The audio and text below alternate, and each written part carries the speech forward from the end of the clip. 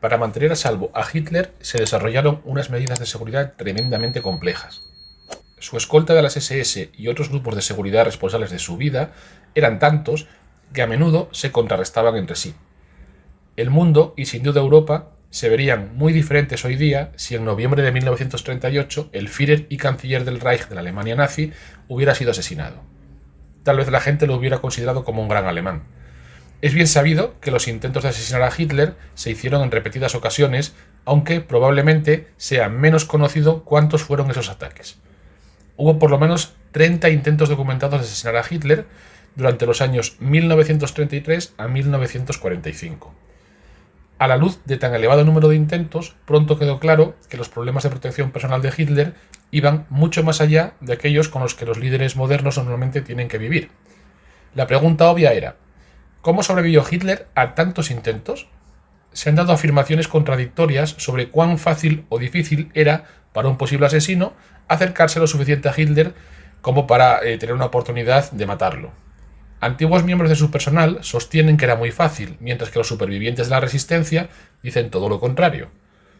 Una mirada más cercana a la seguridad personal de Hitler revelará un nivel sin precedentes de precauciones y, sin embargo, al mismo tiempo, un gran número de fallos. Esto es Que vuelan alto los dados. Bienvenidos, comenzamos.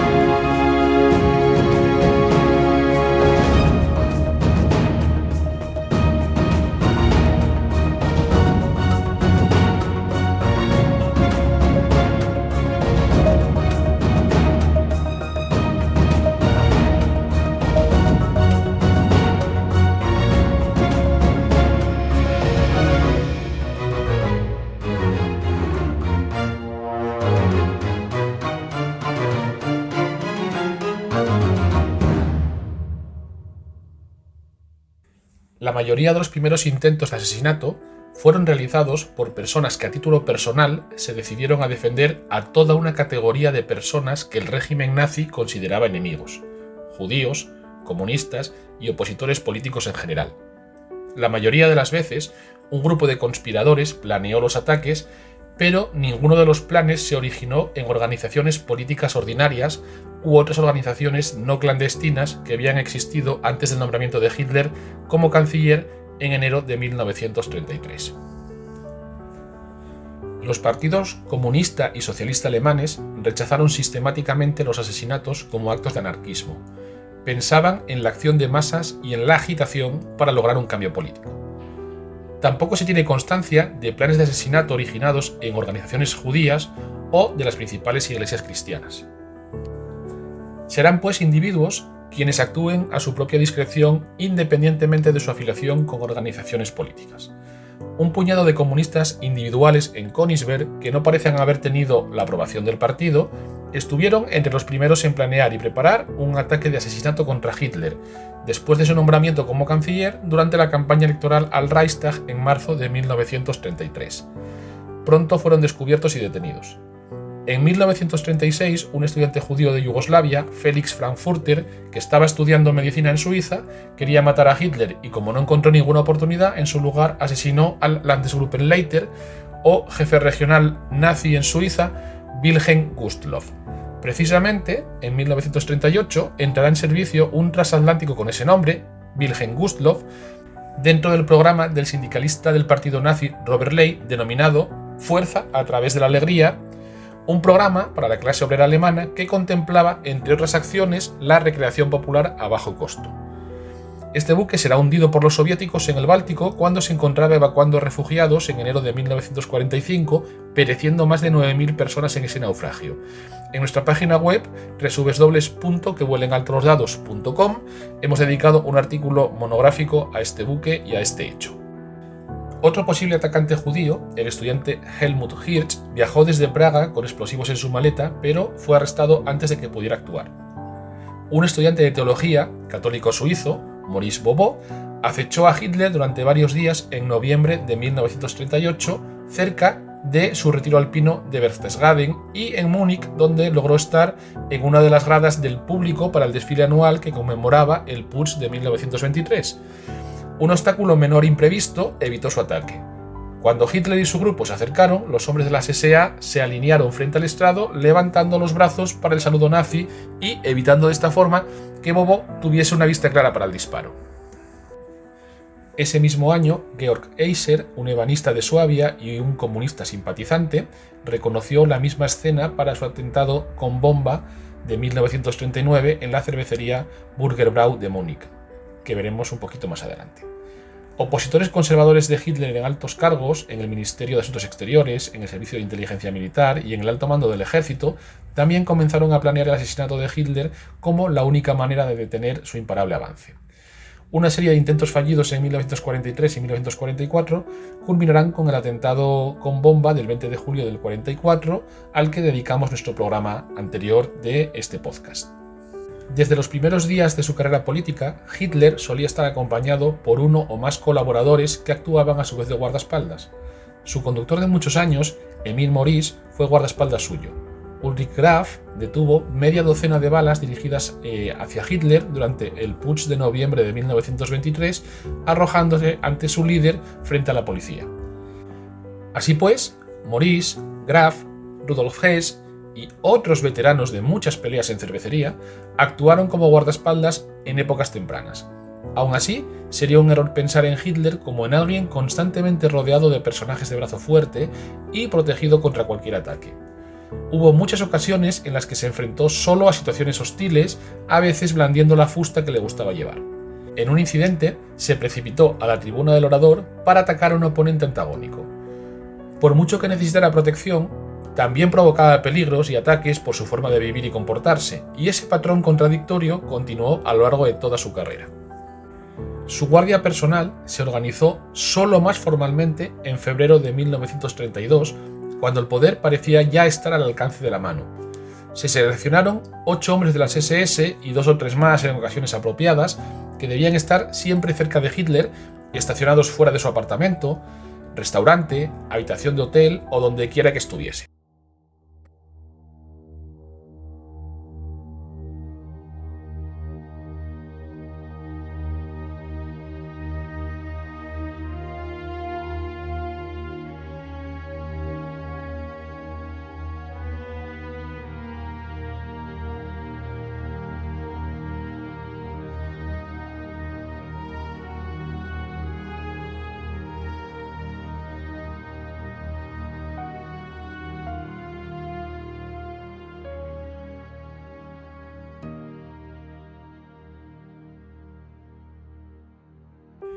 Aunque todos los cancilleres de la República de Weimar contaron con medidas de protección personal, será a raíz del asesinato del ministro de Asuntos Exteriores, Walter Rathenau, el 24 de junio de 1922, cuando se comenzarán a estudiar más seriamente medidas adicionales para la protección del canciller, emitiéndose nuevas directrices de seguridad en septiembre de 1923. Un grupo de 11 agentes de la sección IA de la Policía Criminal de Berlín, sección de Policía Política, será el responsable de la protección personal del canciller y todo lo operativo estaría subordinado al ministro del Interior y al jefe de la Cancillería. 4 de estos agentes debían estar de servicio constantemente. Los oficiales patrullaban el jardín y las calles adyacentes a la Cancillería y el edificio mismo, y uno de ellos debía acompañar al canciller siempre que abandonaba la Cancillería. Cuando se desplazaba en coche, su escolta debía ir sentado junto al chofer y observar los coches y los peatones para decidir cuándo el coche debía acelerar o detenerse, ya que una intervención prematura sería forzosamente tan embarazosa como una intervención tardía. El canciller Brüning recibió el 9 de abril de 1931 un pequeño artefacto explosivo detectado a tiempo y que no causó ningún daño, y en otra ocasión, en noviembre de 1932, una mujer fue detenida en la Cancillería tras haber accedido a la misma por una puerta lateral.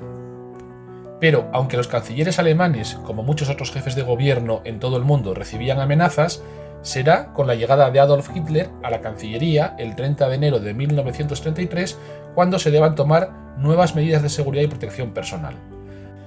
A partir de entonces, a Hitler, como a todos los cancilleres, se les asignó un destacamento de la policía criminal que éste inicialmente rechazó para disgusto del secretario de Estado Lammers y de Himmler, que trataban de presionarlo para que aceptase esta protección policial.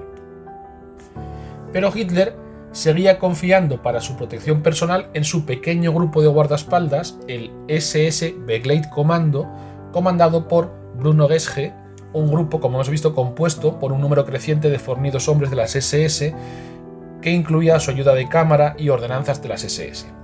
No obstante, se trataba de un cuerpo de seguridad muy amateur. Sirva como ejemplo que el SS Begleitkommando ni siquiera pudo evitar el robo del Mercedes personal de Hitler en Múnich en 1932 mientras este estaba en un café. 2 de los comandantes del SS Begleitkommando eran unos borrachos. Glisk fue destituido en marzo de 1934 y Gesge, sucesor de Glisk, logró aguantar hasta enero del 45, con suspensiones temporales por embriaguez, indisciplina y disparos descontrolados en el cuartel general del Führer. Emil Maurice, el conductor y guardaespaldas de la década de los años 20, resultó, en 1935, ser de ascendencia judía.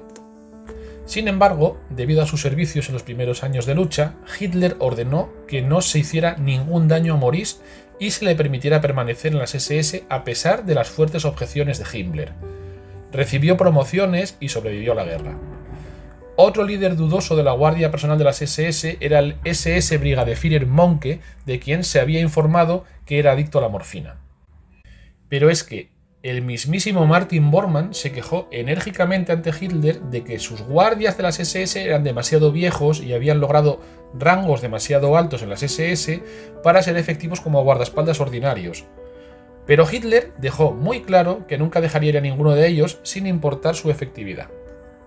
El nuevo canciller contaba ya entonces con una larga tradición de intentos de asesinato.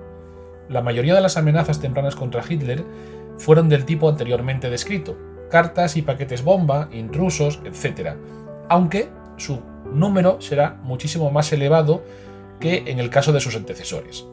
En 1933 hubo al menos 10 intentos de asesinato abortados por la policía y al menos 4 en 1934. Hitler sabía bien todo esto. Desde el principio de su carrera y del desempeño de su labor como canciller, los peligros serían numerosos y a principios de 1933 la policía estaba sobre aviso de intentos de asesinato al menos una vez por semana, con planes tan variopintos como entregar a Hitler un ramo de flores a través del cual poder rociarle con un chorrito de veneno en la cara, plumas bomba que debían explosionar en su mano al firmar autógrafos y dedicatorias, o intentos más serios como el de cavar un túnel bajo la iglesia guarnición de Potsdam e intentar volar por los aires a Hitler, a todo su gabinete y a la cúpula militar cuando se encontrasen con el presidente Hindenburg. Durante la ceremonia, todo el gobierno del Reich y de las altas personalidades del Estado serían asesinados. La policía encontró el túnel en construcción bajo la iglesia y pudo desbaratar el atentado. Otros intentos se centraban en tratar de derribar el avión de Hitler durante sus desplazamientos. Al menos 7 intentos serios de asesinato centraron la atención de las autoridades entre 1934 y 1935. El panorama policial cambiará por completo en Alemania cuando Heinrich Himmler sea nombrado el 9 de marzo de 1933 jefe de policía de Múnich, nombramiento al que seguirá a los pocos días, el 16 de marzo, el de jefe de toda la policía de Baviera y asistente secretario político del Ministerio Bávaro del Interior. A lo largo de 1933 y 1934, Himmler irá asumiendo poco a poco el control de todas las fuerzas policiales alemanas, proceso que culminará el 17 de junio de 1936 con su nombramiento como jefe de la policía alemana en el Ministerio del Interior del Reich. Desde principios de 1933, Himmler formará un Führerschutzkommando, a veces conocido como Comando ZBV o Grupo de Operaciones Especiales, con la misión de encargarse de la seguridad personal del Führer. La autoridad de este comando, inicialmente restringida a Baviera, irá extendiéndose a medida que Himmler vaya asumiendo el control de las distintas fuerzas policiales provinciales. La ampliación más importante de su esfera de actuación vendrá dada tras la absorción de la Policía Política de Prusia, el mayor estado de Alemania. En su primera etapa, este Führerschutzkommando estará mayoritariamente compuesto por oficiales de la Policía Criminal de Baviera, ya que era aquí donde tenía su jurisdicción inicialmente y donde la autoridad de Himmler era indiscutida. Pero en Berlín, Hitler aún rechazaba toda protección que no fuera su escolta personal de las SS, este SS Begleitkommando, sin duda influido por la animadversión que sentía aún por la policía desde sus tiempos de lucha por el poder. No obstante, Himmler desplegaba a sus hombres siempre que el Führer se encontraba en Baviera. En una ocasión, Hitler incluso llegó a ordenar a su conductor Kempka que acelerase para perder a un coche que le seguía en el cual iban los oficiales del Führerschutzkommando de Himmler. No será hasta la primavera de 1934 cuando Hitler por fin acepte la protección de estos policías profesionales. Desde este momento podrán comenzar a operar en todo el territorio del Reich y así, durante el primer año en el poder, Hitler fue aceptando gradualmente estos guardaespaldas, de modo que ahora tenía dos grupos compitiendo para proteger al Führer. El SS Begleitkommando, comandado por Bruno Geschke, y el Departamento de Policía Criminal, compuesto especialmente por oficiales de la Policía Política de las fuerzas policiales provinciales de este Führerschutzkommando. Por lo general, 6 hombres de cada grupo, del SS Begleitkommando y del Führerschutzkommando, acompañaban a Hitler en cada uno de sus desplazamientos, tanto públicos como privados. En unas directrices emitidas en 1934 por Himmler sobre el Führerschutzkommando, este enfatizaba que como grupo de protección del Führer debían de garantizar incondicionalmente su seguridad tanto en la Cancillería como en sus desplazamientos. Sus miembros debían ser auténticos y verdaderos nacionalsocialistas y además excelentes oficiales de la policía criminal, de fiabilidad incondicional, buenas maneras y destreza física. El teniente de la policía Johann Rathenhuber será puesto al frente de esta unidad el 15 de marzo de 1933 con el rango de SS Standartenführer. Tras servir después de la guerra en los Freikorps, ingresó en 1920 en la Landespolizei de Bayreuth, siendo ascendido a teniente en 1925 y a capitán en junio de 1933. Pero Rathenhuber no será miembro del partido hasta el 1 de mayo de 1933 con el número de afiliado 3.212.449, un número muy alto como vemos. Su adjunto, que será Peter Hugel, también se afilió muy tarde al NSDAP, el 1 de abril de 1933, también con un número por encima de los 3 millones.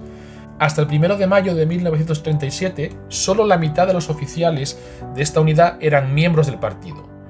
Y aunque los nuevos miembros de la unidad no eran en muchos casos tampoco miembros del partido nazi, su afiliación a las SS, una organización del partido nazi, se consideraba suficiente. Por contra, frente a esta tibieza, podemos calificarla de esta manera, en la afiliación o en la militancia al partido nazi, de los integrantes de este Führerschutzkommando, los miembros del SS Begleitkommando eran combatientes de confianza de la causa, eran antiguos camaradas, viejos camaradas. Los efectivos del nuevo Führerschutzkommando ascendían a 9 oficiales de la policía criminal, más otros 2 asignados personalmente por Himmler y su comandante y adjunto. En 1935 ya ascendía a 17 oficiales de la policía. Los costes de alojamiento, salarios y desplazamientos serán asumidos inicialmente por los presupuestos de los estados de los que provenían estos agentes. Brickner alquilará unos apartamentos en el 40 de la Kanonienstraße de Berlín, ahora Glinka-Straße, muy cerca de la Cancillería, para su alojamiento. Allí también se establecerá Hans Baur, piloto personal del Führer, y sus 2 operadores de radio. Cuando estos apartamentos fueron claramente insuficientes, serán trasladados a un edificio alquilado para ellos en el número 4-6 de la Kronenstraße. Las oficinas centrales del Führerschutzkommando, que en un principio se ubicaron en la 8 de Prinz-Albrecht-Straße, el célebre 8 de la Prinz-Albrecht-Straße, célebre porque aquí también se situaba el cuartel general de la Gestapo, y más tarde también estará aquí la Agencia Central de Seguridad del Reich. Pues de este número, del 8 del Prinz-Albrecht-Straße, se trasladará posteriormente en el año 38 al 64 de la Kochstraße y después al número 5 de la Hermann-Göring-Straße ya en 1940. El coste de la unidad en 1934, incluyendo el alquiler de los apartamentos y la remodelación de los mismos, sueldo de una cocinera, 2 asistentas, mantenimiento y un Mercedes, aún ascendía solamente a 80.000 marcos del Reich. Este dinero provenía de los fondos del Ministerio del Interior, concretamente de una línea presupuestaria habilitada a raíz de la promulgación de la Ley para la Protección del Pueblo y del Estado en 1934. En este momento contaba con 5 departamentos para la protección personal de Hitler, Göring, Hess y Goebbels. 2 más proveían de seguridad al resto de ministros en sus desplazamientos y a las visitas de estadistas extranjeros. Un 8º departamento investigaba los informes sobre intentos de asesinato y atentados y disponía también de una oficina central con funciones meramente administrativas. En total, unos 16 oficiales de policía se dedicaban en exclusiva a la seguridad personal de Hitler. A finales de ese mismo año, en el Ministerio del Interior se convocará una reunión celebrada tras varios aplazamientos en varias sesiones desde el 13 de febrero de 1935 para tratar sobre el presupuesto, competencias y funciones de esta unidad, en la que se acordará su establecimiento como agencia independiente y que su presupuesto será asumido directamente por el Ministerio del Interior. El coste estimado para el Führerschutzkommando para 1935, ya como agencia independiente, ascendería a 709.000 marcos del Reich anuales. Pasamos de 80.000 a ya 709.000 Reichsmark. Así, la nueva agencia entraría en funcionamiento con efecto a 1 de abril de 1935, fecha de inicio del nuevo presupuesto anual, y desde ese momento pasará a denominarse como Reichssicherheitsdienst o RSD en adelante. Asumirá no solo la protección personal del Führer, sino también de las más altas personalidades del Estado, y aunque administrativamente este RSD seguía dependiendo del Reichsführer SS de Himmler, desde el 1 de agosto de 1935 será oficialmente su comandante, de hecho, en la práctica Rattenhieber tendrá siempre plena autoridad y libertad de acción. Sus adjuntos serán el detective inspector de la policía criminal Hogel y el inspector de la policía Kiesel. Todos ellos recibirán órdenes directamente de Hitler, Hess, Bormann o Bruckner. No obstante, el RSD, como agencia gubernamental independiente, no estaba subordinada a ningún ministerio o agencia del Reich, siendo responsable sola y directamente ante Hitler. En realidad, todos los intentos de los lugartenientes de Hitler, en particular y especialmente de Heinrich Himmler, de hacerse con el control de los detalles de la seguridad personal de Hitler, fracasaron estrepitosamente, ya que éste se reservó para sí mismo todas las decisiones sobre los nombramientos y despidos, insistiendo en juramentar personalmente a los nuevos miembros e interviniendo incluso en las decisiones del día a día de su propio equipo de seguridad, tales como salarios y similares.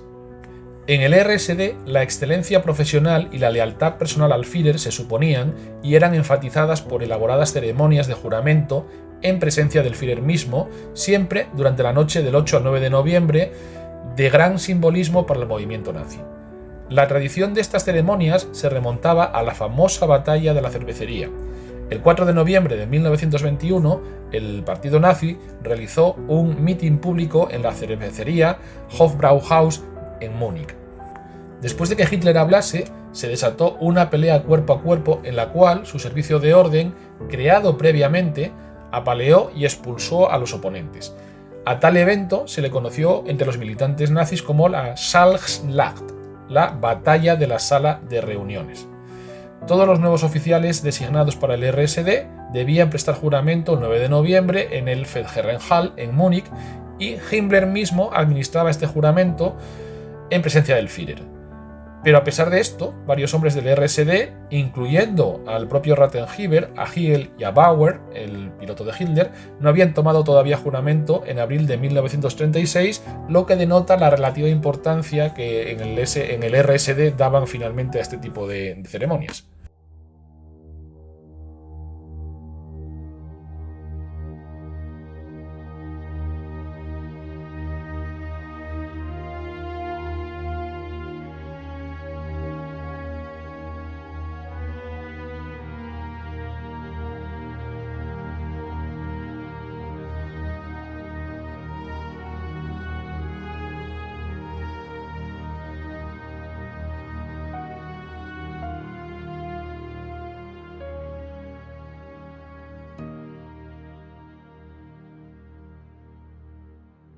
Los objetivos rutinarios del RSD incluían proveer de seguridad personal a los funcionarios designados para ello, la investigación de planes de asesinato, la supervisión constante de lugares, como edificios, hoteles o cuarteles generales, donde Hitler habitualmente solía acudir, como el Kroll-Opera en Berlín, la Hostería Bavaria en Múnich o el Hotel Imperial en Viena, con completos chequeos periódicos de cada edificio por personal especializado en detección de explosivos y servicios de detección de escuchas, comprobación del personal empleado en los mismos, chequeo del vecindario y sus edificios antes de la aparición de Hitler y de otras personalidades, así como una vigilancia constante de los lugares en los que se iba a desarrollar cada evento, incluyendo todos los edificios y personas en un radio determinado. También la seguridad a lo largo de carreteras, estaciones de ferrocarril y aeropuertos. En 1937 se creará la Oficina 9 con la responsabilidad de vigilar a todos los extranjeros y extraños en el área de Berchtesgaden en cooperación con las autoridades locales y las de Bad Reichenthal. El crecimiento de esta agencia será muy rápido. En 1935 había 45 oficiales del RSD, de los cuales 20 estaban dedicados a la seguridad personal de Hitler. Para 1936, el total de oficiales del RSD ascendía a 56 y a 100 en 1937. En 1939 estarían ya por encima de los 200 y a más de 400 al finalizar la guerra en 1945. Como ya se ha dicho, la mayor parte de estos oficiales provenía de la policía bávara y solo un 10% aproximadamente procedía de otras partes del país, y estos la mayoría de Turingia y de Prusia. Aunque los miembros más antiguos del servicio insistían en que era la cualificación personal la que primaba para acceder al puesto, los candidatos debían de cumplir otros requisitos para poder prestar servicio en el RSD, además del entrenamiento, la cualificación personal y las condiciones físicas, la ortodoxia política y la lealtad incondicional. Como contrapartida, se les entregaban los rangos de las SS y promocionaban sin demasiada dificultad. Muchos de los hombres del RSD eran también miembros del NSDAP desde los primeros momentos, lo que se conoce como viejos camaradas, que habían ingresado en el partido antes de 1933. Algunos habían participado incluso en la marcha hacia la Feldherrenhall el 9 de noviembre de 1923. En mayo de 1934, Hermann Göring, como ministro presidente de Prusia, establece que solamente podrán hacerse cargo de la seguridad del Führer verdaderos y probados nacionalsocialistas. Para el otoño de 1936, estos principios serán convertidos en norma para permitir los ascensos y promociones, que en este servicio se producirán a intervalos más cortos que las promociones regulares, ya que se trataba de preparados candidatos nacionalsocialistas con elevados servicios al gobierno. Así pues, la preferencia mostrada por los candidatos del partido y las SS para los puestos de funcionariado gubernamental también serán aplicados desde entonces a los miembros del RSD. Personas no elegibles para el partido nazi o para las SS no debían ser consideradas como adecuadas para el ingreso en el servicio en el RSD. Asimismo, todos los miembros del RSD debían aportar sus certificados de pureza de sangre. Cuando estaban de servicio, antes de la guerra, los oficiales del RSD debían de lucir el uniforme negro de las SS, o bien ropas civiles en función del servicio requerido. Una apariencia oficial más visible u otra más bien discreta como la asistencia a la ópera o a un restaurante, o bien servicios encubiertos. Por su parte, los uniformes facilitaban el trabajo en las residencias oficiales de Hitler, donde normalmente debían de tratar con gran cantidad de admiradores, seguidores y curiosos, o cuando debían servir fuera de Berlín, donde los oficiales de policía no les conocían personalmente. La autoridad total de Rattenhuber sobre todas las fuerzas de seguridad, cuando se trataba de la seguridad personal del Führer, fue establecida desde muy pronto. El 12 de diciembre de 1934, Reinhard Heydrich remitirá una directiva a todos los jefes de policía política en la cual establecía que todos los oficiales de policía que sean localmente necesarios para la protección de Hitler, en sus visitas deberían ser puestos bajo el control de Rattenhuber durante la duración de las mismas. Debían proveer a este de todos los hombres necesarios por el tiempo que éste estableciese. Desde el comienzo de la guerra, los oficiales del RSD lucirán los uniformes grises de las SS con las insignias apropiadas a su rango en la policía militar. Los hombres del RSD asignados a la protección de Hitler serán integrados en la maquinaria de guerra alemana y designados por el OKW, el Oberkommando der Wehrmacht, el alto mando de las Fuerzas Armadas, como oficiales de la Wehrmacht durante la duración de la guerra. El resto de departamentos no tendrá esa consideración. De esta forma, el Departamento 1, responsable de la seguridad del Führer, será puesto bajo la autoridad del comandante en jefe del OKW, el Oberkommando der Wehrmacht, el alto mando de las Fuerzas Armadas, pero administrativamente con Rattenhuber como subordinado directo a este respecto. Esto no cambiará en absoluto las posiciones de Himmler y Hitler, ni su autoridad operacional y administrativa, ni el ejercicio de estas por parte de Bormann o de Bruckner. Gracias a la jurisdicción militar, sus responsabilidades y sus privilegios se verán ampliados, consiguiendo una gran libertad de actuación. Esto era necesario, ya que Hitler pasaba la mayor parte de su tiempo en sus cuarteles generales. De esta forma, tendrán el estatus de policía militar secreta y pronto serán denominados como Gruppe Geheime Feldpolizei o ZBV o Servicio de Seguridad del Reich, Grupo de Policía Militar Secreta para Asuntos Especiales. Para ello, les serán entregados los documentos acreditativos y las insignias correspondientes. Podrán requerir la asistencia y colaboración de la policía militar o de cualquier servicio de la Wehrmacht o arrestar a sus miembros si eran sospechosos o en flagrante delito. En casos de sospechosos de espionaje, podían proceder a la detención previo informe al comandante militar local. Si era necesario, estaba permitido llevar uniforme de cualquier rama de la Wehrmacht y podían pasar por cualquier control militar simplemente mostrando su insignia o su documentación. Asimismo, podían acceder a cualquier edificio militar y utilizar sus instalaciones, comunicaciones y vehículos, y debían recibir comida y alojamiento en función de las necesidades del servicio. Aunque en general el RSD hizo un trabajo muy profesional de detección y protección preventiva, sus esfuerzos fueron a menudo derrotados por el propio Hitler, ya que no tenía en cuenta las más simples precauciones y, ciertamente, durante sus visitas a los frentes, por lo general estaba en considerable peligro. Además, del RSD y del SS Begleitkommando se asignó una tercera fuerza de protección, que era un destacamento de guardia militar como escolta personal de Hitler para viajar durante la guerra, el Führer Begleitbataillon, que creció con el tiempo hasta convertirse en una fuerza de regimiento y al final de la guerra ya en una fuerza de tamaño de una brigada. Su guardia militar no pudo evitar que su columna motorizada recibiera disparos por parte de francotiradores en Polonia y estaban indefensos en febrero de 1943 mientras Hitler estaba en una conferencia con el mariscal de campo von Manstein en Zaporozhye cuando los tanques rusos casi invadieron el aeródromo donde estaba estacionado el avión Cóndor del Führer. En marzo de 1943, cerca de Smolensk, en una visita al cuartel general del Grupo de Ejércitos del Centro de Kluge, un complot para disparar a Hitler fracasó solo porque éste se negó a tomar el camino preparado y especialmente guardado, entre comillas, guardado, donde esos guardias estaban listos para dispararle.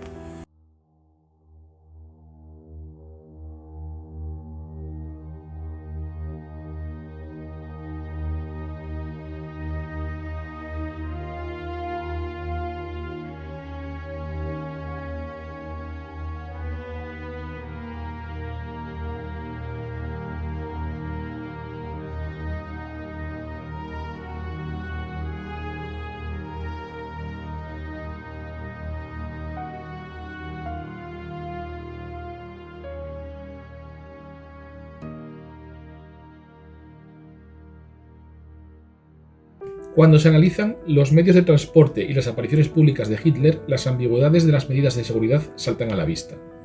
Aunque Hitler usaba Mercedes-Benz pesados y blindados casi exclusivamente, erizados de guardaespaldas con pistolas y ametralladoras, los coches eran casi siempre descapotables y muchas veces circulaban con la capota bajada. En las estrechas calles de Nuremberg, por ejemplo, habría sido muy fácil arrojar en su interior una bomba o una granada de mano. Durante las apariciones públicas anunciadas, las rutas estaban llenas de policías, Gestapo, SS, SA y otras unidades de guardia. Las casas eran registradas, los techos atendidos con observadores, los coches estacionados se retiraban, los sitios de construcción, buzones, pasos subterráneos, túneles de alcantarillado, cabinas telefónicas y baños públicos eran registrados y clausurados. Aún así, solo la ocupación de todos los edificios y estructuras a lo largo de la ruta de Hitler podría haber proporcionado plena seguridad y no hay evidencia de que esto se hubiese hecho alguna vez.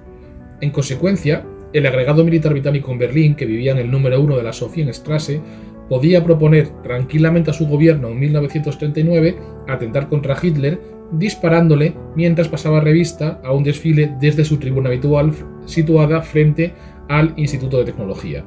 Desde la ventana del baño del agregado, un francotirador habría tenido un tiro claro, pero Whitehall rechazó la propuesta por considerarla poco ortodoxa.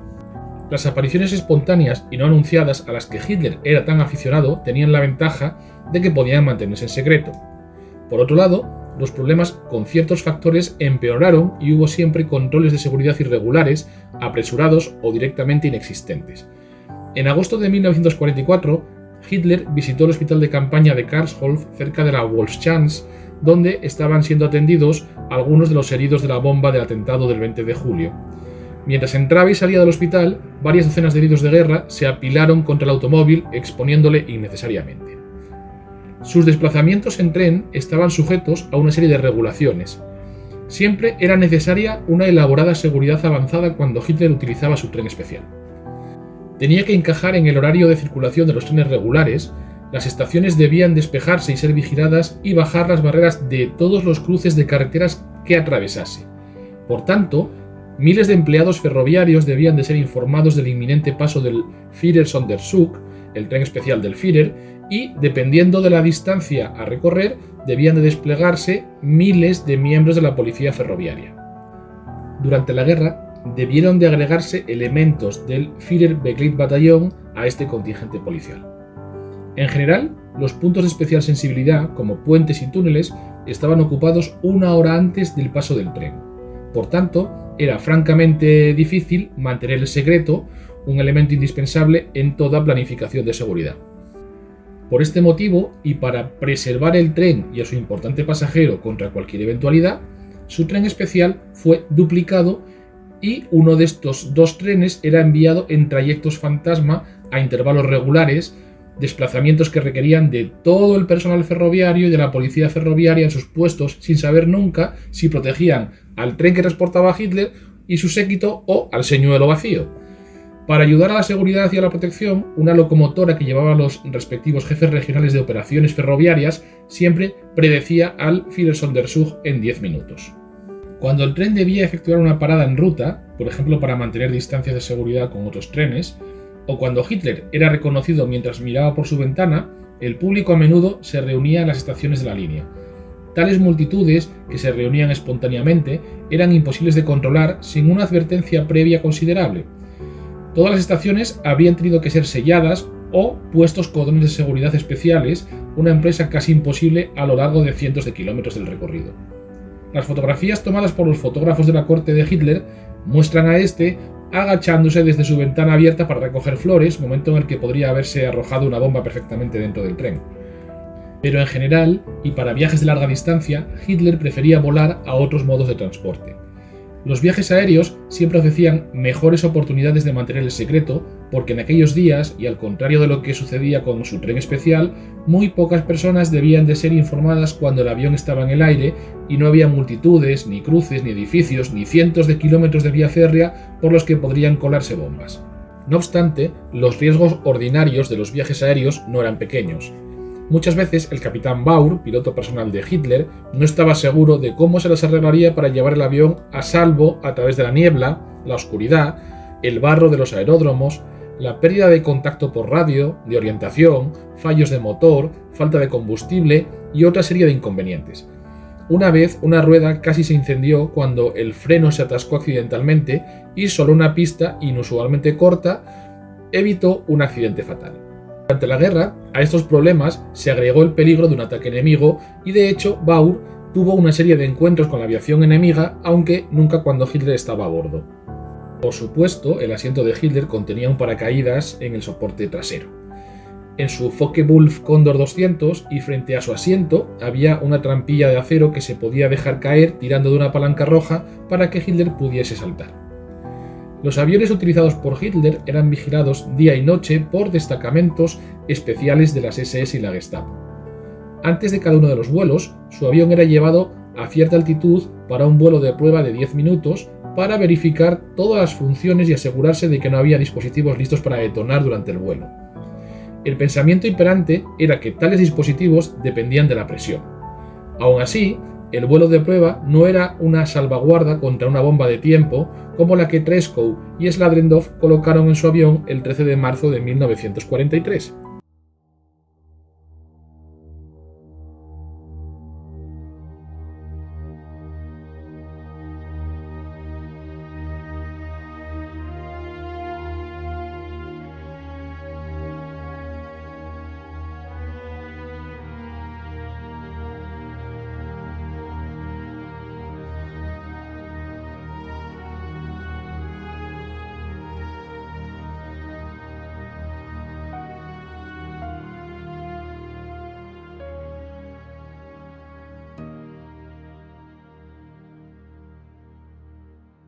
Un aspecto muy importante del día a día del complejo de la nueva Cancillería de Berlín, tratándose de la sede del jefe del gobierno primero y del jefe del Estado después, era, sin lugar a dudas, la seguridad.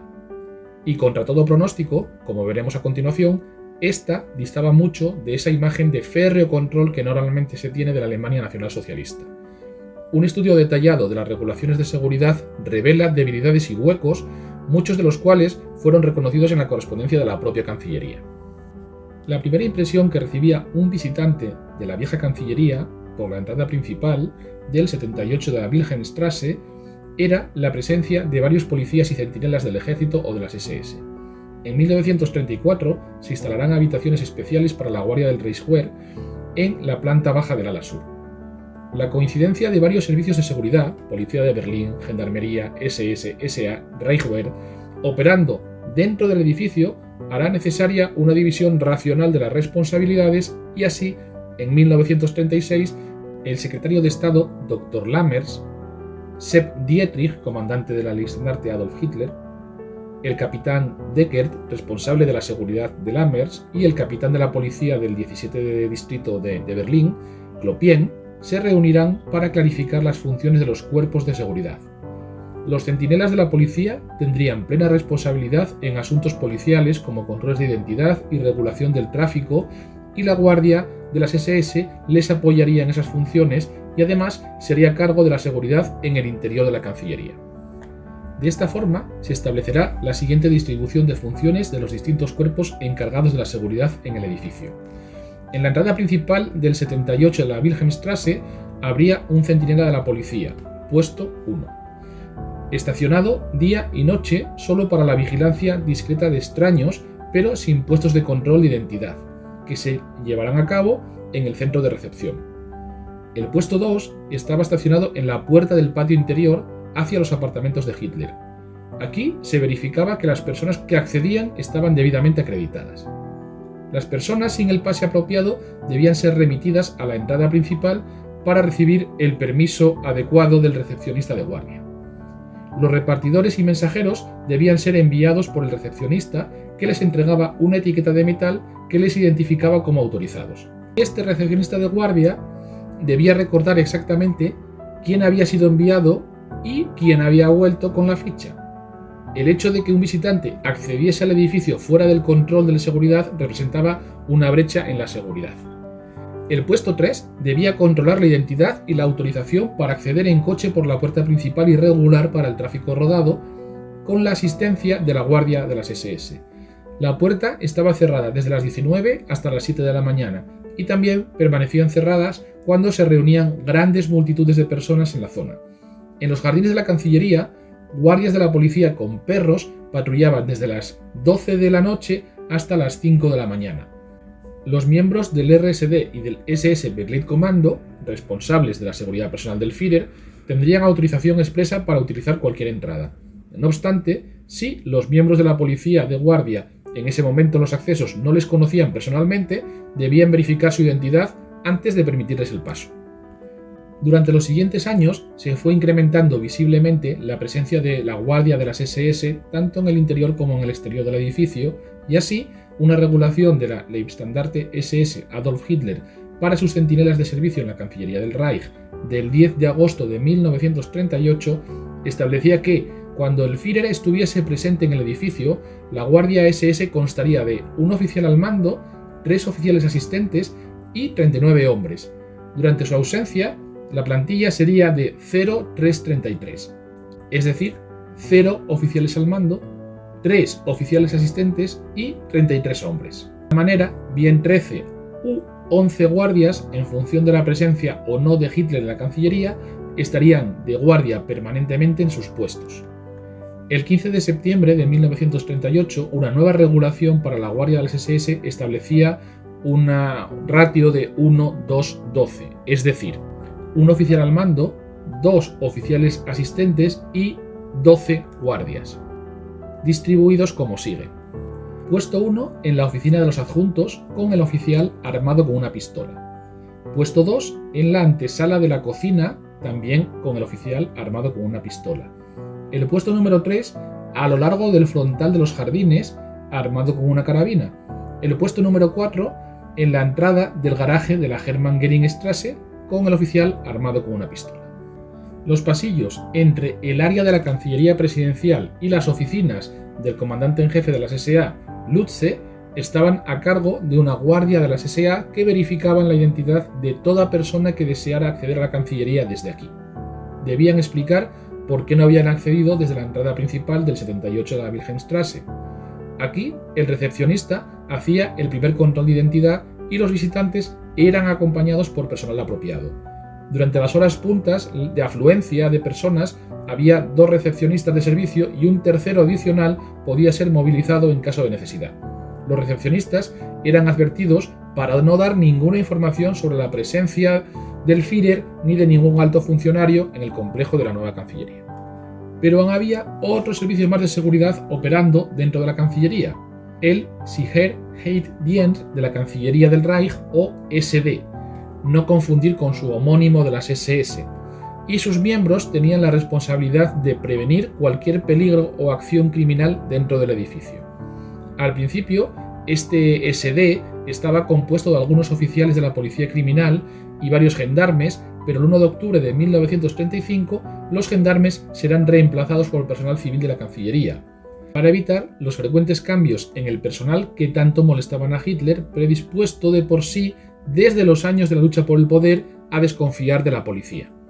Como sucedía con el resto de servicios de seguridad, Rattenhuber tenía plena autoridad para dar a este SD órdenes y directrices. Por la noche, 2 de sus hombres estaban de servicio y 3 durante el día. En ocasiones especiales, como el cumpleaños del Führer, el número de miembros del SD se doblaba. Normalmente, durante el día, su plantilla estaba formada por 9 hombres en turnos de 3, puesto 1 estacionado en la entrada del hall de la planta baja y el pasaje de acceso al patio interior. Era el responsable de remitir a las personas de vuelta a la recepción si no tenían el pase necesario y para verificar que los visitantes dejaban sus fichas cuando se iban. Puesto 2, responsable del hall y pasillos de la planta baja, y a diferencia del puesto 1, no estaba estacionado, sino que tenía que patrullar las entradas y los pasillos y asegurarse de que todas las personas que estaban allí estaban debidamente autorizadas. El puesto 3 se encargaba de patrullar la primera planta con las mismas funciones que sus compañeros del puesto 2. Las antesalas de la oficina del canciller, así como las del secretario de Estado y jefe de la Cancillería, eran vigiladas lo más estrechamente posible y cualquier visitante era controlado con gran meticulosidad. Por la noche, los miembros del RSD se hacían cargo de la recepción desde las 10 de la noche. En este momento, todos los puestos y entradas eran cerrados. El puesto 1 estaba ahora estacionado en la oficina de recepción, respondía al teléfono y abría las puertas tan pronto era requerido. El puesto 2 patrullaba la planta baja y ocasionalmente la primera. Cualquier extraño sin pase válido debía ser arrestado en el acto y llevado a la comisaría de policía del 16 Distrito de Berlín. En caso de cualquier tipo de incidente, se debía informar telefónicamente al capitán Deckert al momento. Estas medidas de seguridad eran insuficientes si mucha gente pululaba alrededor de la Cancillería, como en el caso de celebraciones especiales.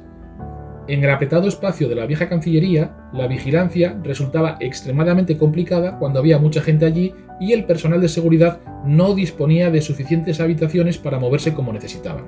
El 30 de enero de 1937, 84 diplomáticos extranjeros fueron invitados a presenciar el desfile de antorchas desde la Cancillería.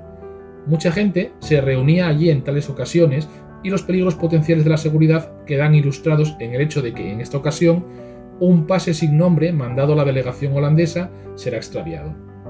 Durante la visita del almirante Horthy en agosto de 1938 se dispuso que 100 guardias extra de la Leibstandarte SS Adolf Hitler estuvieran de servicio en la Cancillería para dar la impresión de control total a un observador ajeno.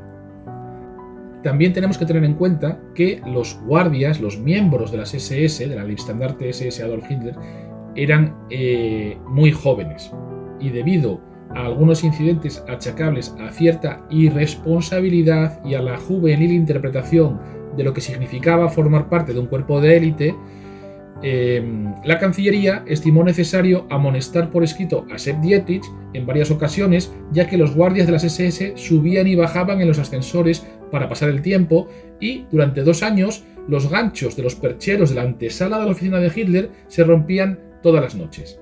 Además, los SS escuchaban la radio en su sala de guardia a todo volumen con las ventanas abiertas a todas horas. Lammers remitió una carta de protesta a Bruckner en octubre de 1935. Los antepasados arios, la afiliación al partido y la lealtad general, requisitos indispensables en los miembros de la guardia de la Leibstandarte SS Adolf Hitler, no solían producir un nivel elevado de eficacia en la vigilancia y así métodos ordinarios de control, basados en los principios de recompensa y castigo, se harán indispensables. Por todo esto, los guardias de las SS eran supervisados por un servicio de control interno, establecido en 1939 tras el intento de asesinato de Elser. Cada poco tiempo, oficiales de este servicio debían verificar que todo el mundo se encontraba en sus puestos. Pero en algunos casos, la seguridad podía ser una molestia. Así, los guardias de las SS en el exterior del invernadero fueron advertidos varias veces para que no pasasen demasiado cerca de las ventanas y entradas para que no molestasen las reuniones que allí se celebraban. Uno de los ayudantes del Führer protestó ante la Leibstandarte SS Adolf Hitler, ya que uno de sus centinelas se había quedado mirando por la ventana con la nariz pegada. Pero los problemas continuaban. En junio de 1936, uno de los oficiales de servicio de la Guardia de las SS se quejó de que solo disponían de 5 cartuchos de munición por rifle, mientras que los guardias de la Wehrmacht tenían 2 cajas completas de munición. Además, no disponían de llaves para la puerta de la Wilhelmstrasse, por lo que una puerta provisional de madera estaba abierta innecesariamente día y noche. Pocos días después, el oficial de mando de la Guardia de las SS informó que el muro de separación contiguo al jardín de la Cancillería estaba sin protección, aunque este jardín vecino tenía el terreno más elevado y era más fácil trepar y saltar el muro. De hecho, 2 mujeres fueron arrestadas el 8 de junio trepando el muro para entrar en el jardín de la Cancillería. No obstante, como es lógico, aunque los desconocidos tenían grandes dificultades para acceder a la Cancillería, seguía habiendo fallos en la seguridad.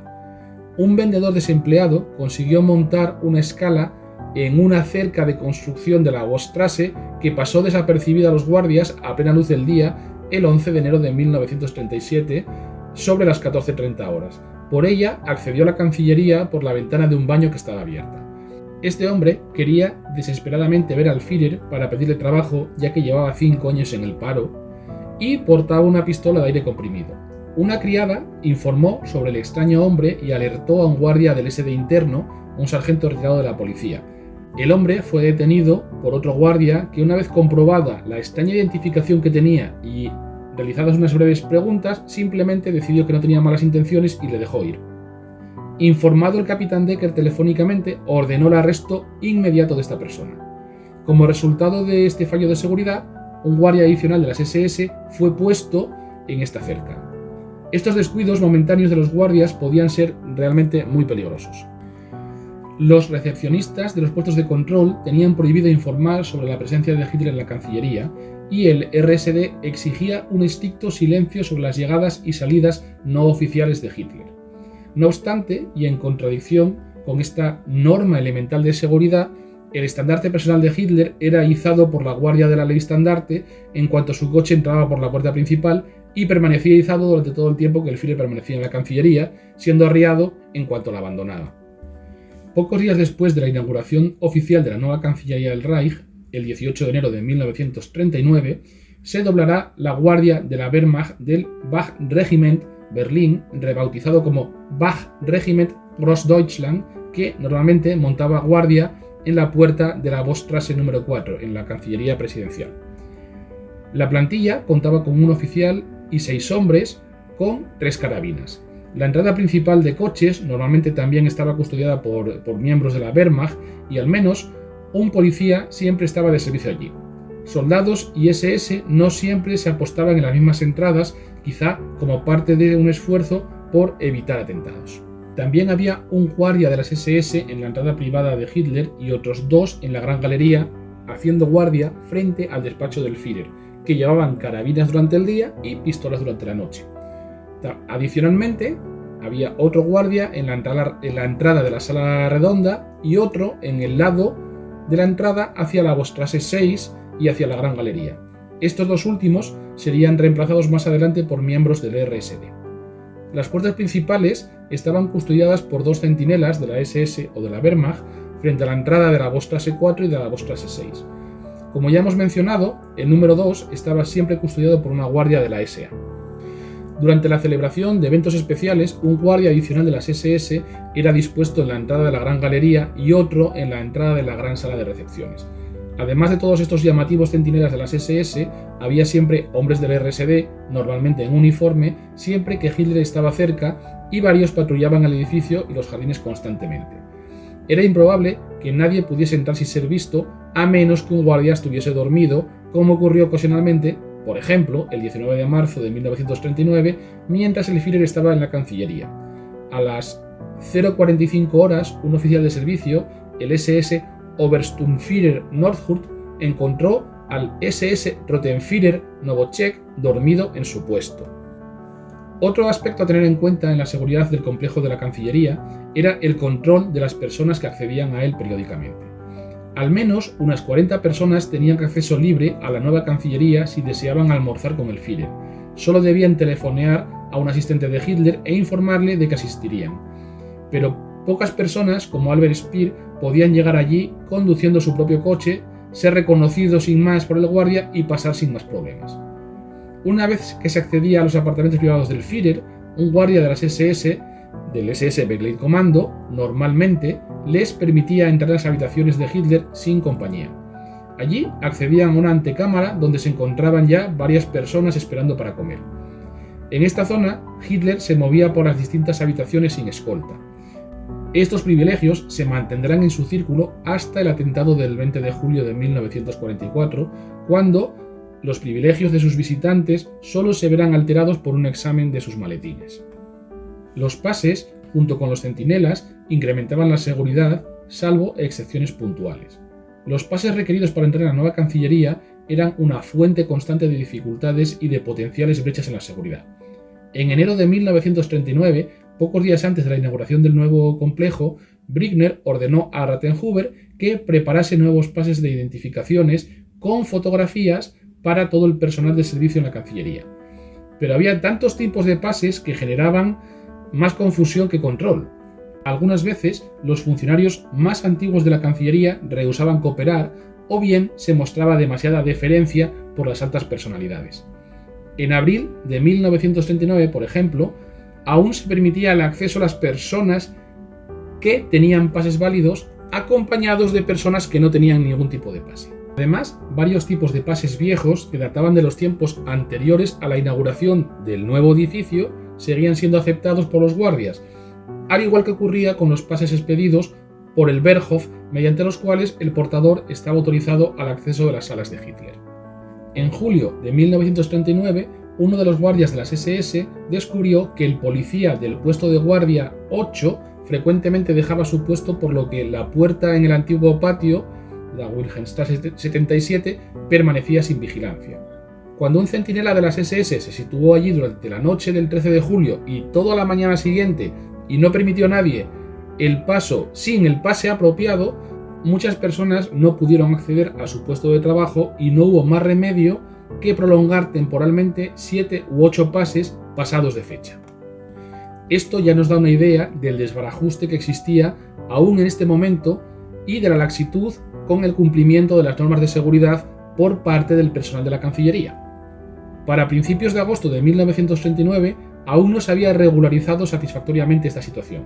Y cuando el NSKK Oberführer Albrecht fue advertido por miembros de la escolta de este tema, solo pudo responder que no era posible hacer nada hasta el mes de septiembre, ya que los oficiales que tenían que preparar la nueva reglamentación estaban de vacaciones y no regresaban a Berlín hasta entonces. Pero la inminencia de la guerra va a acelerar este proceso.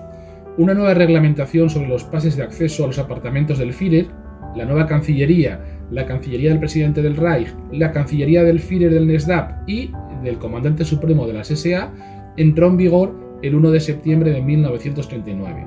Para entrar en las habitaciones del Führer era necesaria una tarjeta de identidad rígida de lino gris con una fotografía del portador, un sello dorado en el reverso y una franja amarilla diagonal en el anverso.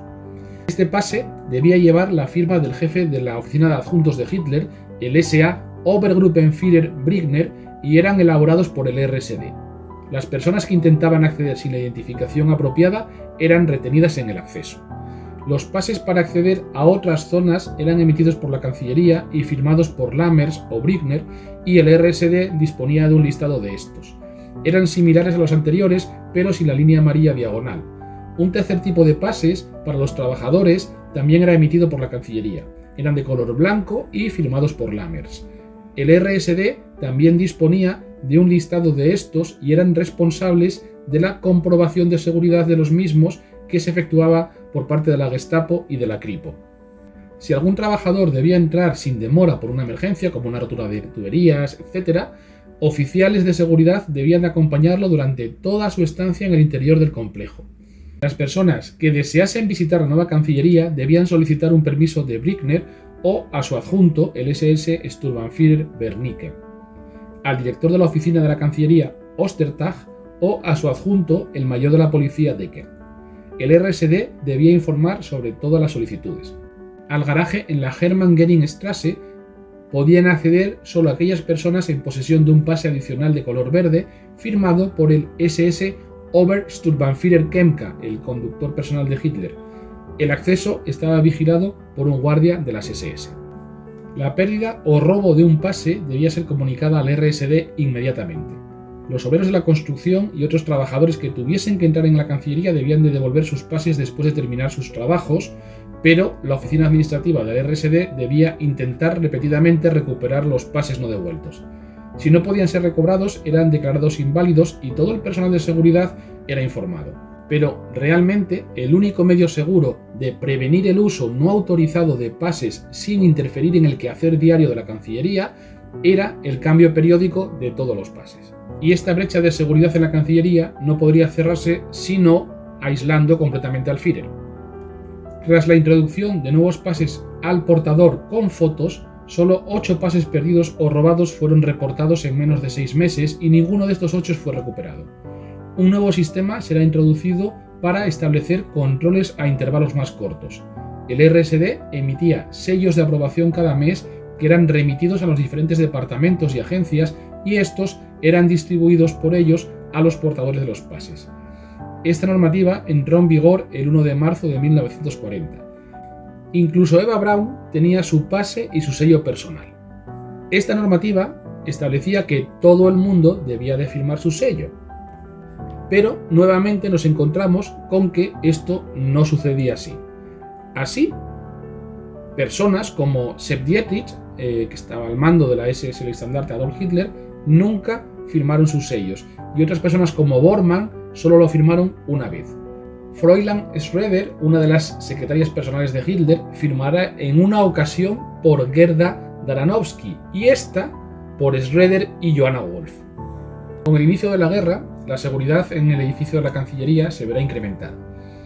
El 21 de septiembre, una orden prohibía el uso de las aceras a lo largo de todo el perímetro del complejo de la nueva Cancillería, en la Vostrasse y en la Wilhelmstrasse, para todos los peatones, especialmente tras la puesta del sol.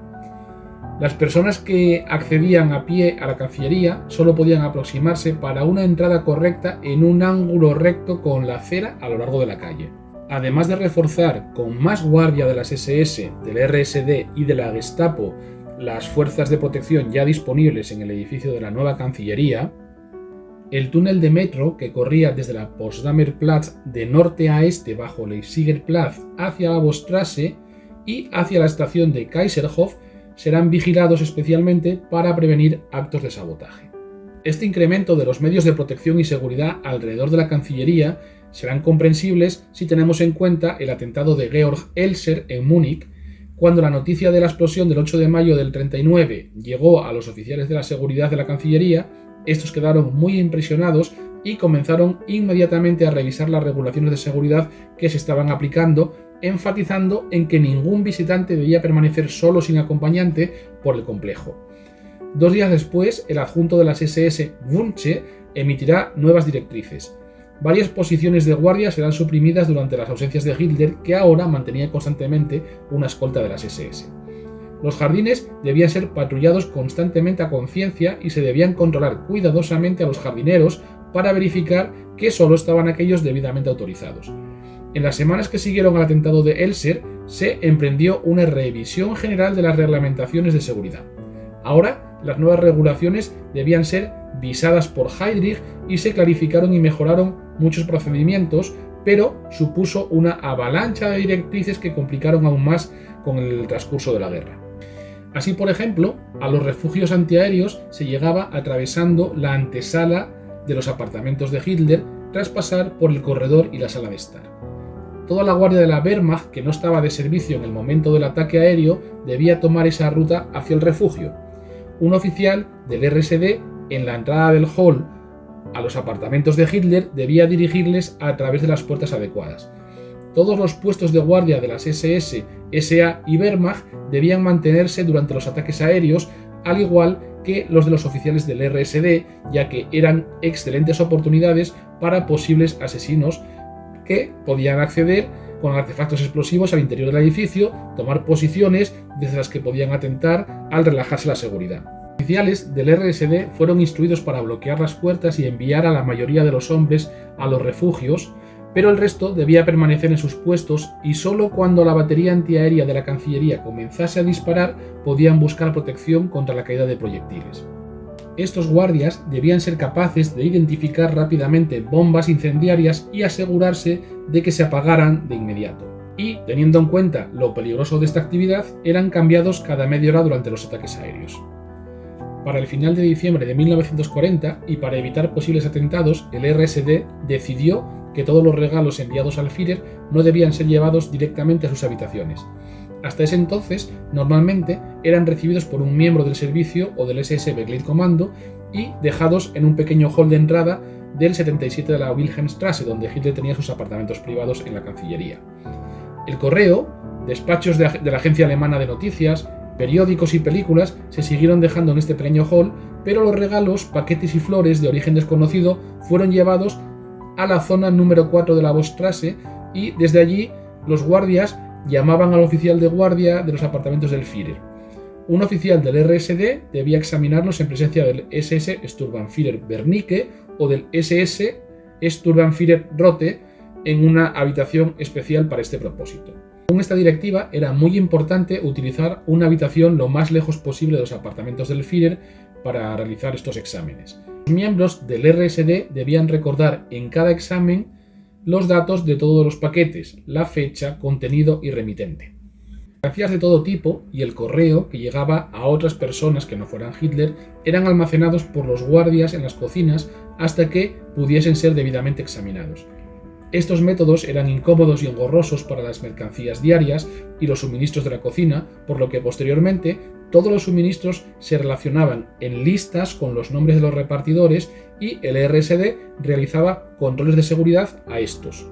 En los casos de envíos urgentes que eran realizados por personas desconocidas, las firmas de paquetería debían telefonear al RSD para informar y el oficial del RSD examinaba los documentos de identidad del repartidor y comprobaba telefónicamente que se trataba del hombre correcto con la empresa. Comida, vino y mercancías similares de procedencia desconocida eran apartados de la mesa de Hitler y sus invitados y no eran examinados para comprobar si eran o no inocuos, excepto en ocasiones excepcionales que por razones específicas lo requiriesen. Finalmente, Martin Bormann dio su consentimiento a que se inspeccionase todo nuevo suministro. El 30 de julio de 1944, Bormann remitirá una carta a Himmler clasificada de alto secreto personal y solo para lectura de Himmler, respondiendo a una propuesta de este del 9 de junio de 1944. Informaba que había realizado una revisión completa de todos los elementos comprados para la consumición en las residencias de Hitler, en Berghof, en Múnich, en Berlín, en el tren especial y en la guarida del lobo, y esta revisión mostraba que eran necesarios cambios en el manejo y tratamiento de estos artículos. Vegetales, fruta, patatas y todo lo necesario para la dieta vegetariana de Hitler sería ahora cultivado bajo control de Bormann o adquirido en grandes cantidades para evitar problemas de seguridad. Pero algunos artículos eran escasos y debían ser adquiridos donde estuviesen, normalmente en pequeñas cantidades y usualmente por proveedores que detenían su suministro a todo el mundo excepto a la cocina de Hitler.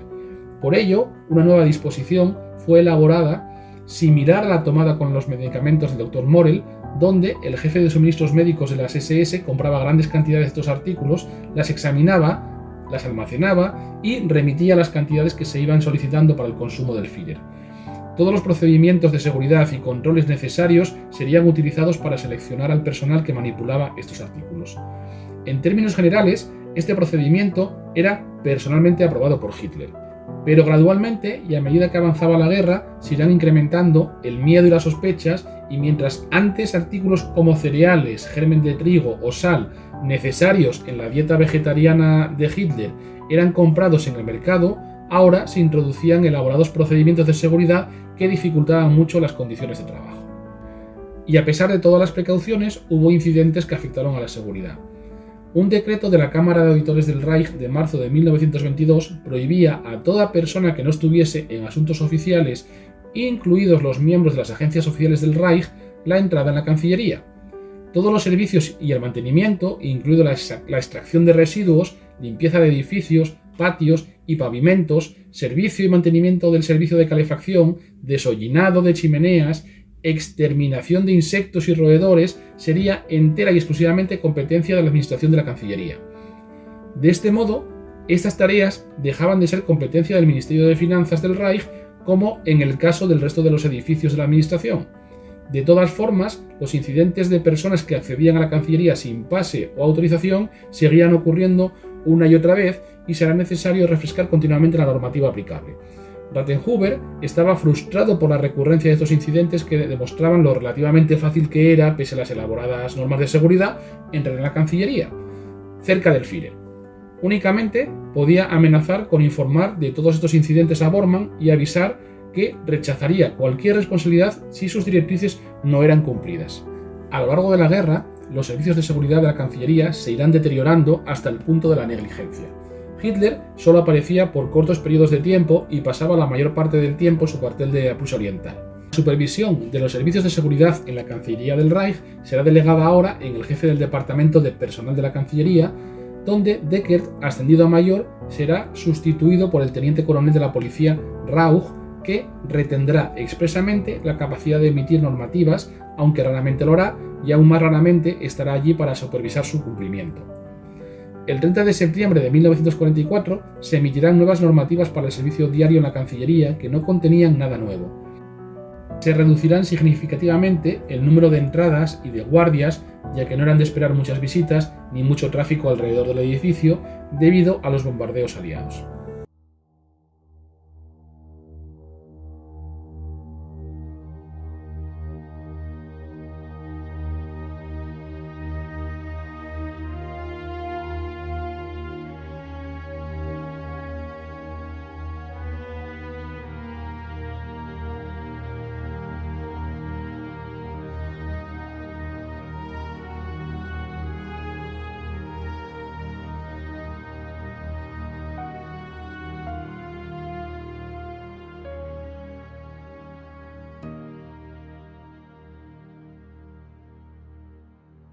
Durante la guerra, la mayoría de los planes de asesinato con posibilidades razonables de éxito fueron planificados por personas que tenían o podían esperar un acceso legítimo a la presencia de Hitler. La seguridad en las residencias de Hitler y en las apariciones públicas anunciadas o previstas era tan estricta que la entrada clandestina era casi imposible, excepto por accidente o bajo el disfraz perfecto del negocio legítimo. Los puntos de control, los pases y los guardias, por supuesto, no podían detener a un asesino que era un infiltrado legítimo, al menos hasta que se descubriera a sí mismo. Sin embargo, hubo un intento por parte de un extraño en los primeros meses de la guerra que estuvo muy cerca del éxito. Si bien Stauffenberg ofrece el mejor ejemplo de las oportunidades de atentado desde dentro del régimen, Georg Eisler, el ebanista de Suabia, ilustró las ventajas y desventajas que cuentan aquellos que están al margen del sistema. Eisler logró burlar la seguridad en primer lugar porque era floja. En general, era menos estricta de lo que se volvió después de su ataque y siempre había sido particularmente pobre en el sitio que él eligió. La Burgerbraukeller no estaba protegida ni asegurada de acuerdo con los métodos integrales desarrollados en la década de 1930 para otros lugares públicos. A diferencia de las apariciones en el edificio donde se reunía el Reichstag o en el Sportpalast de Berlín, la Burgerbraukeller no fue custodiada ni registrada previamente por agentes asignados a las fuerzas de seguridad personal de Hitler. No estuvo vigilada en absoluto hasta solo unas horas antes de la esperada aparición de Hitler y aún así no fue registrada minuciosamente. Cuando se planteó la cuestión en la década de 1930, Hitler había declarado que no necesitaba precauciones especiales de seguridad cuando estaba en medio de sus viejos compañeros de lucha para conmemorar el golpe de Estado de 1923. Así, los matones locales del partido, veteranos de las primeras batallas y de la masacre de Rom, en particular Christian Weber, estuvieron a cargo de la seguridad en Múnich y su desempeño en materia de seguridad fue, cuando menos, muy poco profesional. Rathenhuber no tenía el control de la seguridad en la Burgerbraukeller hasta el momento en el que llegó Hitler. Eisler fue así capaz de pasar hasta 35 noches en el mes de agosto, septiembre y octubre de 1939 escondido dentro de la gran cervecería, trabajando en una cavidad en el pilar frente al cual intervendría Hitler en su discurso anual. Noche tras noche cenaba en el restaurante de la planta baja, subía a la primera planta y desaparecía hasta la hora de cerrar. Luego trabajaba toda la noche, dormía durante 1 o 2 horas y salía del local por la salida del patio trasero, llevando una pequeña maleta con los escombros del interior del pilar. Su apariencia era bajito, canoso, insignificante, lo ayudaba. Unos días antes del evento, Elser instaló su bomba y 2 relojes configurados para detonar alrededor de 1 hora después del inicio del discurso de Hitler, que generalmente se demoraba por más de 2 horas. Elser llegó tan lejos porque la seguridad era casi inexistente hasta horas antes del evento y porque trabajaba solo, y una conspiración de un solo hombre difícilmente podía ser infiltrada por las fuerzas de seguridad. El aislamiento de Elser, un factor clave de su éxito, también fue una razón importante en su fracaso porque no podía saber que Hitler quería volver a Berlín a la mañana siguiente, que el piloto no podía garantizar un vuelo porque no se podía esperar que la espesa niebla común en esta época del año levantase mucho antes del mediodía y que Hitler, por lo tanto, había decidido tomar su tren especial. El tren estaba programado para salir de Múnich a las 21:31 horas y Hitler tuvo que salir de la Burgerbraukeller unos 15 minutos antes. Salió de la sala a las 21:07 y la bomba de Elser explotó a las 21:20, matando a 7 personas en el acto. Después del 8 de noviembre de 1939, la seguridad aumentó considerablemente y no solo en la Burgerbraukeller. Hubo una cascada de órdenes, recriminaciones y finalmente el 9 de marzo de 1940 el entonces SS Gruppenführer Heydrich, como jefe de la policía de seguridad, emitió directrices nuevas y completas. Rathenhuber recibirá una autoridad mucho mayor en la coordinación de los esfuerzos entre la Gestapo y el RSD en la detección preventiva de este tipo de atentados.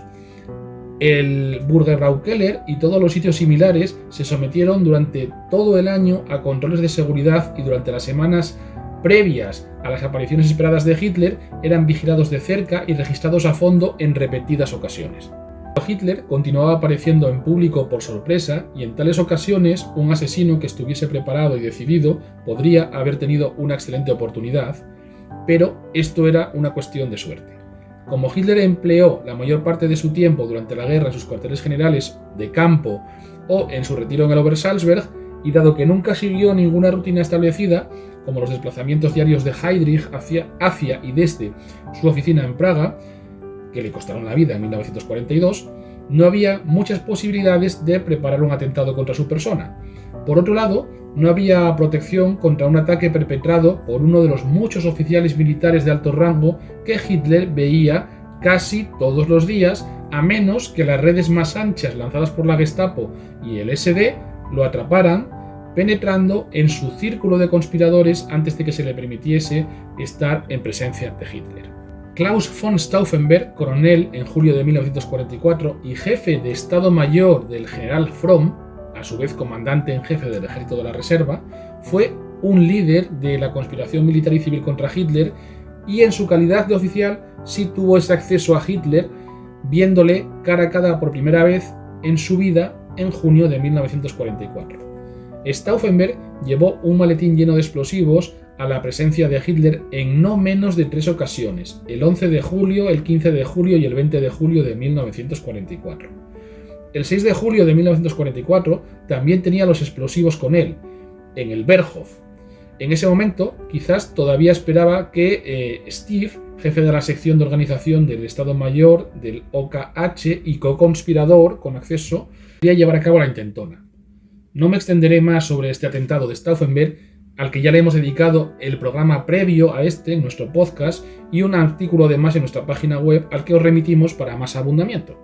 Expertos policiales de la comisión que investigó las circunstancias del ataque creían que todos los que estaban en la habitación habrían muerto si las 4 libras de explosivo con las que contaban los conspiradores hubiesen sido detonadas en lugar de las 2 que realmente detonaron. No se había previsto las medidas de seguridad que impidiesen el éxito de este ataque. De hecho, la seguridad era tan mala en ese momento que el propio Stauffenberg, contra todo pronóstico, logró pasar a través de 2 cordones de seguridad interiores después de la explosión, aunque en tal situación las normas exigían que todo el cuartel general quedase sellado herméticamente. La seguridad volvió a aumentar considerablemente tras el atentado. Los controles de identidad fueron intensificados. Se permitía el ingreso de menos personas al cuartel general del Führer y los que venían tenían que dejar todas las armas fuera. Incluso un médico que vino a tratar a Hitler por problemas de oído y garganta se vio obligado a vaciar su cartera y bolsillos y dejar varios frascos de medicamento y otros artículos fuera y a que su instrumental fuese inspeccionado. Durante un tiempo, los guardias de las SS complementaron al Führer Begleitbataillon en el interior del recinto como fuerza de seguridad. Sin embargo, algunas de estas nuevas medidas pronto se relajaron. Después de todo, los mariscales de campo difícilmente podían ser sometidos a registros exhaustivos de sus personas y los miembros del círculo interno, tales como Albert Speer, nunca fueron registrados y bien podían haber traído junto con explosivos plásticos un cuchillo o incluso un revólver. La instalación de dispositivos de detección de rayos X se discutió, pero no se instalaron. Los visitantes solo tenían que permitir que los guardias examinaran sus maletines y algunos visitantes dejaron de llevarlos para evitar esta indignidad. Las brechas de seguridad continuaron y los registros exhaustivos revelaron casos curiosos en algunos casos. Un capitán del Estado Mayor de Ribbentrop se había tomado tan literalmente las regulaciones que establecían que los documentos de alto secreto debían ser destruidos cuando estuviesen en peligro de caer en manos no autorizadas, que siempre llevaba en su maletín, junto con sus papeles, una botella de gasolina y una granada de mano. Y uno bien puede imaginar la alarma que esto causó entre los estupefactos guardias que estaban registrando al desdichado capitán justo después del atentado del 20 de julio de 1944, por lo que se le informó en términos muy claros que nunca debía de tomar este tipo de precauciones cuando asistiese a una reunión en el cuartel general del Führer. Aunque las fuerzas de seguridad pueden ofrecer una gran protección personal a un jefe de Estado o de gobierno, que ésta sea exitosa depende, y mucho, de su propia cooperación. Hitler creía que debía su milagrosa supervivencia a través de los años a la casualidad, a la suerte o a la divina providencia, más que al esfuerzo de aquellos que se dedicaban a fondo a velar por su seguridad. Aunque a menudo decía que no existía protección real contra un fanático y siempre entendió cuánto dependía su vida del apoyo popular, su actitud trajo consigo un aumento constante de las preocupaciones de su cuerpo de seguridad.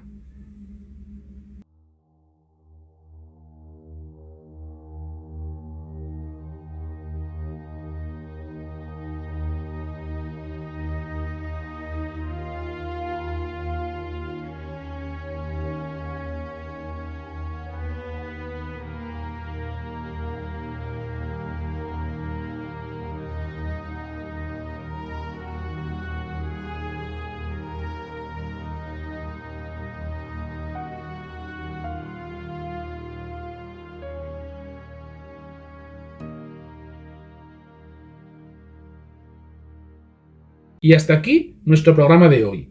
Anímate a suscribirte a nuestro podcast y a darnos un me gusta si te ha gustado. También a que nos dejéis vuestros comentarios y sugerencias y a compartirlo para que tenga una mayor difusión.